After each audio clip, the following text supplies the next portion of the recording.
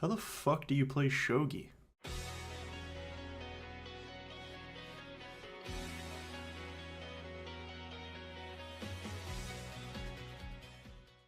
Hello everyone, I'm God Tier Wizard, and today I'm going to tell you about how Sangatsu no Lion is the greatest anime airing right now and why you should be watching it. That's right, I'm going to just get straight to the point and say yes, I think this show is 100% worth watching. But if you'll indulge the ramblings of a broken man drowning in all the episodes of currently airing anime right now that he said he'd watch so he could make another season preview video, I'll tell you just why I think it deserves your attention. Before I get to that though, as a side note, if you've watched my fall 2016 season preview, which, let's be real, not many did, then you'd know that this show was my pick of the season over the likes of Yuri on Ice and some of the more other well-liked shows of last season. And when my winter 2017 season video drops, whenever it does, you can bet your ass it was my pick for this season as well, even beating out Konosuba 2, Dragon Maid, and whatever else people are watching this season. But I'll be going into intimate detail as to exactly why it's so good right now.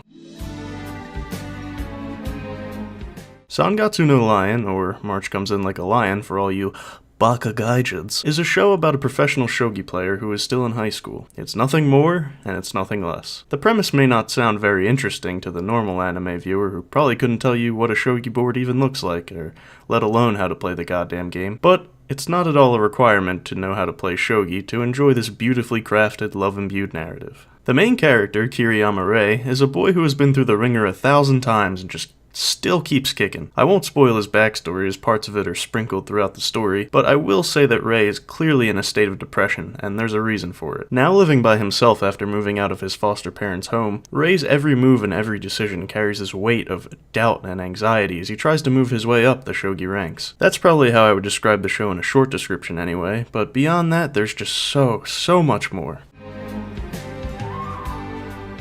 For starters, whenever Rei is by himself, there is a clear contrast in art and direction as opposed to when he's around others. And this is what really makes the show shine in my opinion. It really puts you in Rei's shoes throughout the entire story as it's being told. For example, there's a family in Rei's life who is essentially like his second or third family. Rei has more families than the average high school boy. This family pretty much serves as Rei's safe place, and whenever they are on screen, the colors turn to warm, there's always a sort of comfiness in the directing and style, and everything just feels nice. This is because that's how Rei feels when he's around these girls and this old man that treat him like one of their own. On the complete other side of the coin, whenever Rei is by himself, the colors are usually cold and dark, and accompanied by water or wind visuals as more metaphors to how he feels. Your Lie in April also did something similar to this by using the same underwater metaphor to show how the main character Arima felt during live performances, which I felt worked almost equally as well in describing how the main character feels. This complete mood shift is used very frequently throughout the show, and I don't think there's a single time it comes off as heavy-handed or jarring to the viewer. Kudos to Studio Shaft on the direction, by the way.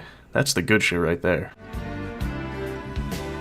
As I mentioned before, most of Rei's backstory is told in bits and pieces throughout the story, and if not by flashback, then by other characters mentioning it. The decision to do this makes it so that when the show wants you to know why Rei feels the way he does, it will usually be accompanied by a piece of the most tragic backstory imaginable, so it hits extra hard and makes you cry like a huge baby. And boy am I a huge baby, and boy did I cry. In that same breath though, as you wipe your tears away, this show will make you smile the most wide-eyed grin you ever have in your life, and cry from joy all over again because holy shit, this family is the cutest, coziest, nicest, most amazing set of people I have ever seen in my life. You thought your family was good? Nah, fuck that. You wish you had this family.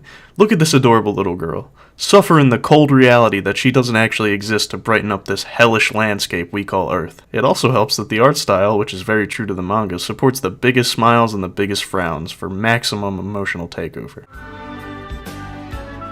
If I had to say what the biggest plus of this show is, though, it's not the gorgeous art, or the wonderful directing, or the fantastic music, or the way the characters are written to feel like genuine human beings. It's when they're all brought together to make you feel emotions you never thought possible. Now, if I included spoilers, I could probably go on for at least another 10 minutes about how each individual character is great and I love them, but I'll wait until the series is over for that video. And you bet your ass I'm gonna make that video. For now, I can just hope that I didn't ramble too much and that I could sell people on this show that I feel isn't getting as much praise as it should be. Just believe me when I say, assuming the show stays consistent throughout the rest of Season 2, it'll be an endearing story that'll make you laugh, cry, envy, hate, love, and that you'll enjoy it all the way to the last episode. Also, I'm sure I've left some things out of the video, but the point is for you to find out yourself. If I didn't sell you on it, well, I guess I'll just have to try harder next time. Because for now, this has been God Tier Wizard, and March Comes In Like a Lion is in fact worth watching.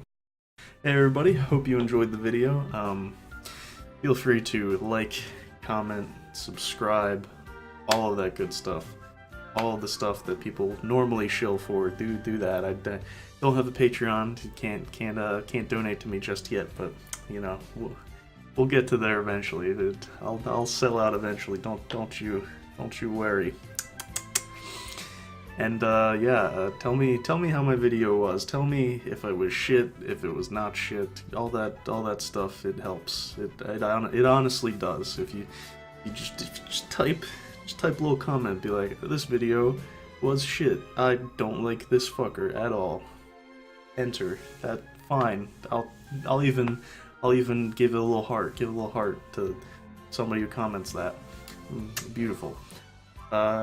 So yeah, I think that's everything, and again, thanks for watching.